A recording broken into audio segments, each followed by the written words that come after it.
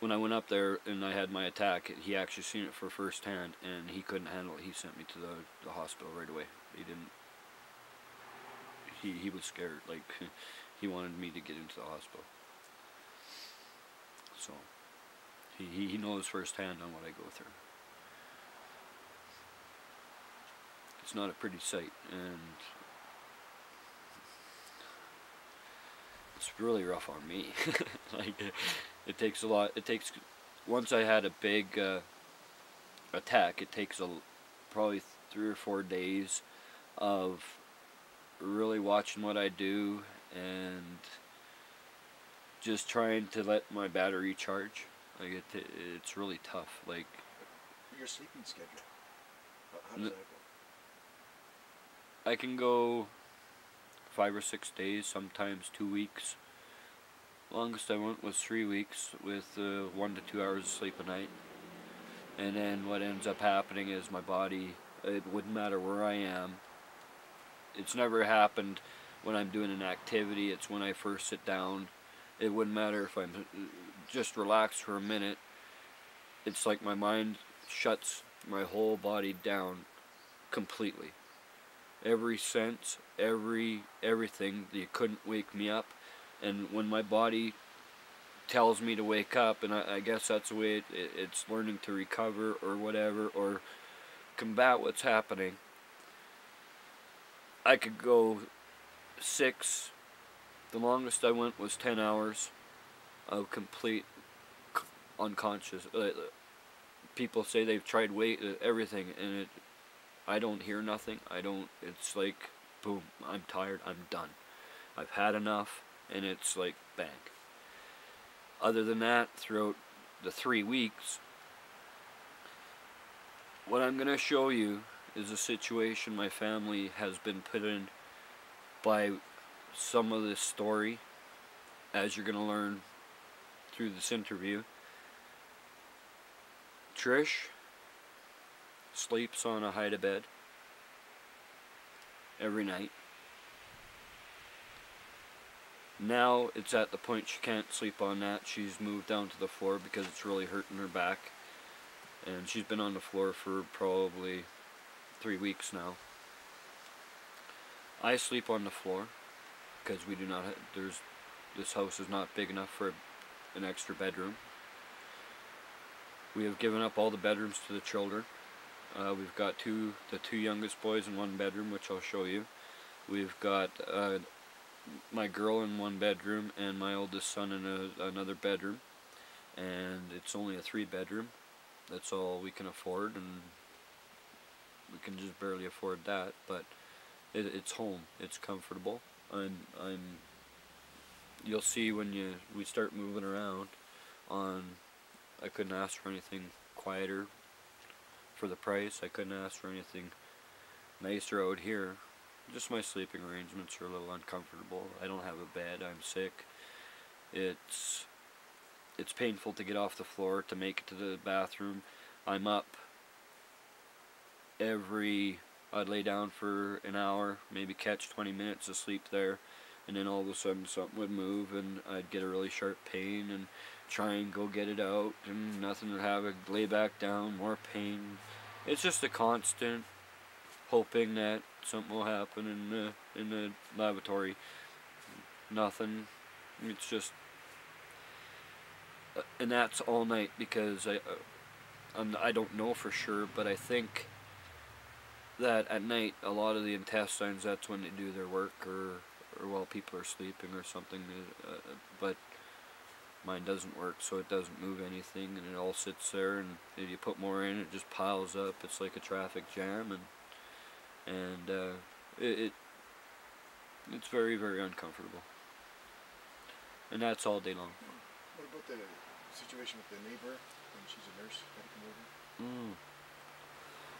One night, well, we're going a little far, because first of all, I made a promise to my kids, not knowing the undertaking, not understanding the concept,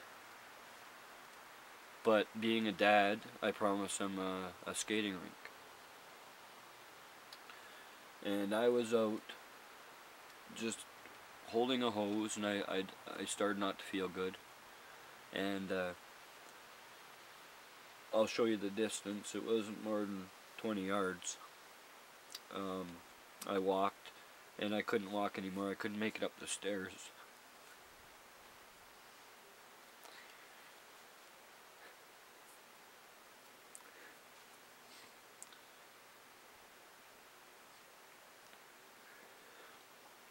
At least it was a peaceful time. The only thing that I remember, you'll have to talk to other people about it, but what I remember is I made it to the stairs. I didn't feel good.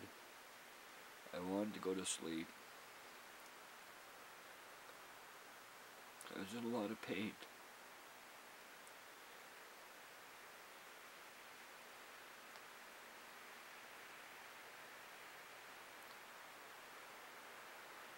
Then I felt a real calm. No pain. It was smooth. It was very, very quiet. I seen a certain entity or something with his finger out pointing back. The next thing I know, I was in the worst pain of my life.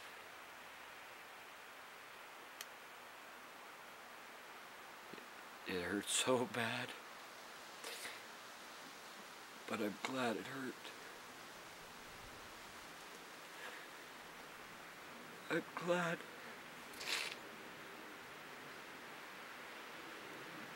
I had that pain, because that pain was somebody saving my life.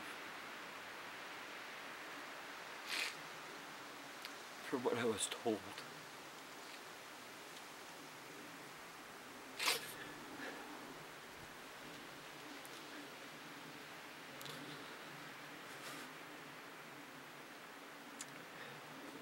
It's been tough, but you know,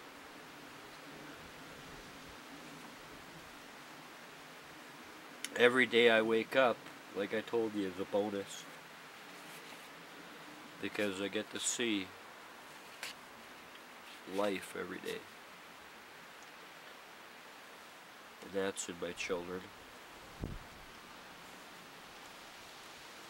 And I hope me going through what I'm going through will help the situation that they're going to face in their life. Because they gotta learn, you don't give up under any circumstances. You believe in yourself. You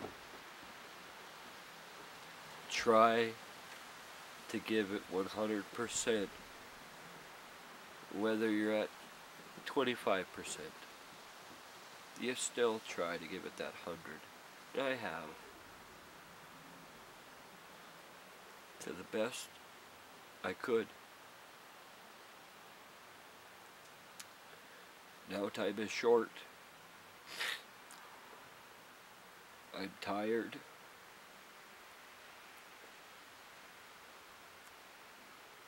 But I will finish this one very important thing that I started.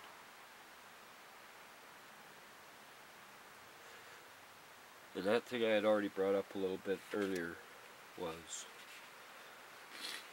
about mankind and how you're not to be treated and how you should have your loyalties and your respect and everything. Well, when I get into this story more,